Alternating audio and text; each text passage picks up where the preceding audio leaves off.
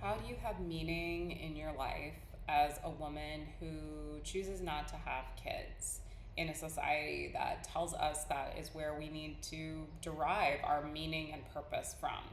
Hi, I'm Emma Coble. I'm a licensed professional counselor, and I work with feminist women who still suffer from feeling with perfectionism and feeling not good enough. And I work with women throughout Colorado and Florida. And if this is a question that you have pondered, you're not alone.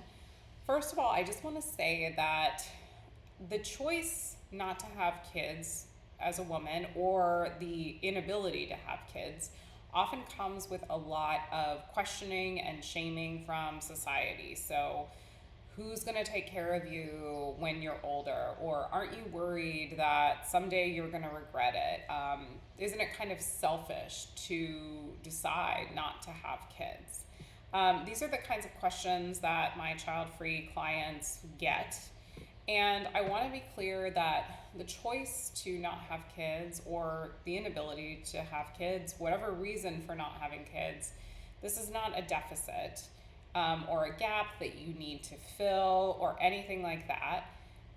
It's actually can be a quietly radical move towards purpose and self care if that is what recalls to you. So, feminist therapy can help you feel more rooted in this choice if this is the choice that you make, or if this is your situation that you decide on. And so we're going to talk a little bit about that today. So first of all, let's talk a little bit about this pressure. So there is an incredible amount of pressure on women to have kids. It's often shown as, kind of the next stage in life after you have gotten the job, gotten a partner, whatever. Like, kids is the next thing. It's oftentimes how a lot of people make friends kind of into the middle years of their life. And it just feels like something that as women we're sort of, shown that we're like meant to do. It's where we're like meant to put all of our energy and time. And so making the choice or being in a circumstances where we can't have kids can feel kind of like confusing, because society doesn't really give us a roadmap for how to have meaning, how to feel valuable, how to feel worthy in a society that, again, tells us a lot of our worth comes from how we take care of others, how we show up for others. But I want to just say that the people who benefit from this narrative are often the people who benefit from women being in a position where they are taking care of and sacrificing a lot for the well-being of others. And of course, there's nothing wrong with this if this is a woman's choice to do this, but that narrative that this is the only way to derive meaning in life if you're a woman is so harmful, and it's so not true as well. So how do we find meaning outside of motherhood if that is the choice or the circumstance that we are in? So one thing is finding connection in our lives that isn't conditional. So you get to, as a person who is child-free, form relationships with people and beings, animals, whatever, that are freely chosen, that are relationships where it's not based on like obligation or I brought you into this world or something like that, but based on true, like, of course we could argue about what this means, but true freedom. You can have a chosen family that you make for yourself. And this is a really powerful thing. And this chosen family may look different at different times in your life, or if you live at different places or whatever. But the ability to form that chosen family and having the time and space to do that is a really amazing thing.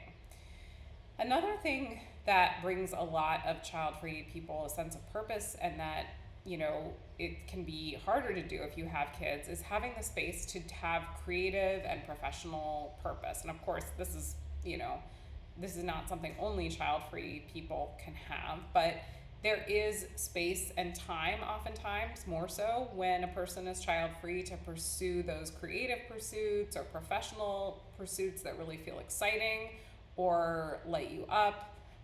Again, this isn't exclusive to people without kids, but it is something that I've heard people who have kids say, like, I don't have that time and space to learn guitar the way I wanted to, or to really rock, go for it in my career and work my butt off to, advance. And of course, again, like, different choices for different people, but you have this ability. So are there parts of you that you've wanted to explore, either in your career or creatively, or different pursuits, or learning a language? Like, is there something you want to do that just feels fun and interesting and like a path you could go down? You get the opportunity to explore it and to kind of mess up and explore something else if you want. You have that ability now. You have on that kind of, in that line of thinking, like, freedom and flexibility, and it isn't selfish to take advantage of that. We have been taught that, like, freedom is irresponsible and fun is irresponsible and things like that. But the freedom to maybe travel, the freedom to, try out different kinds of hobbies or things that interest you, different kinds of relationships that might interest you, different places you might want to live. Those kinds of things, that kind of self-exploration can lead to a lot of healing and growth, and that's not selfish. Like, that is a beautiful thing to give yourself, especially for many of us that have trauma in our backgrounds. I mean, I believe we all have trauma in our backgrounds. Like, give yourself that freedom, rest, joy now in your life that you didn't get at an earlier age. This kind of reparenting can be so amazing for us.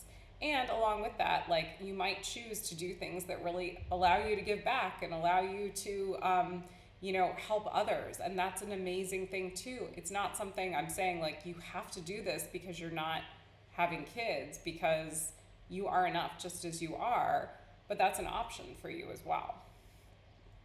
Okay, and if you've made this choice or you're in the circumstance where you don't have kids, that's not to say this isn't without pain. You may be grieving this, you may feel isolated, you may feel different from a lot of the people around you or friends who have chosen to have kids. You may feel like you're drifting away. And the first thing to say about this is just that pain is totally valid. It totally makes sense that you would feel that way.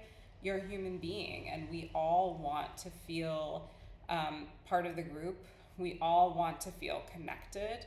And with not having kids, there can be a grief of the idea of having a family, grief around not having kids as well. Even if you ultimately decide that's not something you want, there are parts of it that letting go of may feel hard as well.